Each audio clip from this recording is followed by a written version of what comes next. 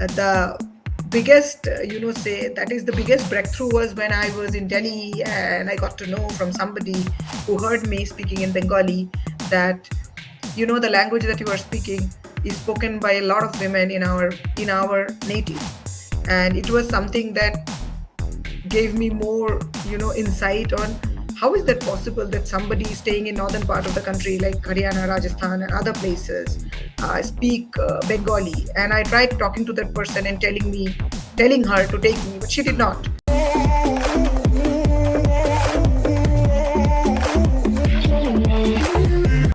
There has been a significant rise in human trafficking cases in India.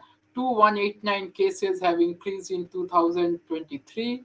Is it time to talk about it? Stay tuned. See, I did not decide at that age, to be very honest. I never decided that I want to be working in anti-trafficking. It was just that an incident happened. You can say a search. It was a search. Like I saw an incident and I started searching. I started searching. I started trying to talk to people, trying to understand what happens to missing children. Where do people go missing? What is the reason behind somebody going like out of people's knowledge in just like for example, I come from a very small railway town.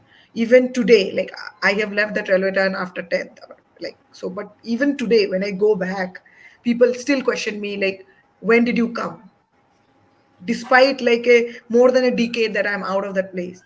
So you can just imagine that how everybody knows everybody. So that was the biggest curiosity that was in my mind, that how is it possible that somebody is missing from a village and nobody knows, because generally in village everybody knows everybody. So it was just a search. It was a search, a curiosity in my mind. And I started digging it.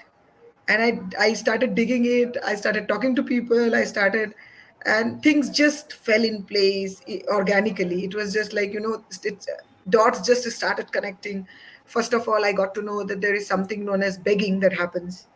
And then I got to know, okay, drugs is also somewhere related, not directly but somewhere related. And then I got to know that in railway stations, that was the first place where I got to know that people beg. And that is where uh, different people from different parts of the country come and they beg. And somewhere it's very much connected with missing children. That time also I did not know what is trafficking.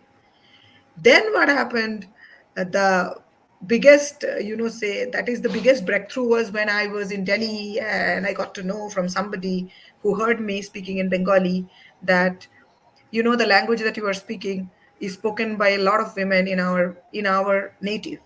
And it was something that gave me more insight on how is that possible that somebody staying in northern part of the country like Haryana, Rajasthan and other places speak Bengali. And I tried talking to that person and telling her to take me, but she did not. But somehow I could reach that village, and then I could interact with women there. I was talking in Hindi, but they were pushing me to speak Bengali. And then I started speaking in Bengali, and the women started crying. And then she started saying that how when she was 12, she was trafficked. There was this guy who lured her for marriage because she comes from a very poor family. And then she was sold off here in North India. And now she has two kids and she is 18. And I asked her, does she want to leave? She said no. She strictly told on my face, no, I don't want to leave. I want to stay here. And that was kind of, that gave me a clear picture of the entire thing. Like, dowry happens maybe. That is one of the reason, not the only reason. That's one of the reason that a lot of female infanticide and feticide happened, due to which there was skewed sex ratio in North India, due to which uh, people started missing. Kidnapping started, not exactly kidnapping. In trafficking generally people are lured only. Kidnapping of course some part but not always. And then they were brought to northern parts of the country, they were sold off, forced marriage started happening, post which there was a lot of exploitation, there was marital rape anyways, one part of it.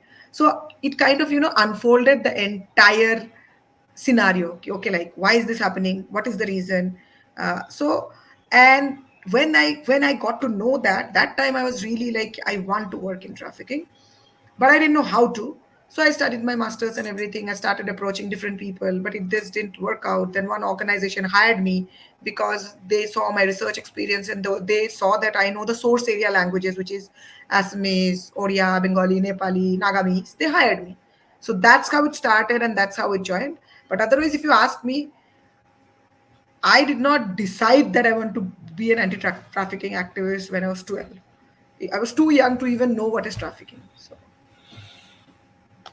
Okay, please like, share, subscribe, and press the bell icon so that Dynt brings you interesting videos which you can watch and awaken your surroundings and yourself.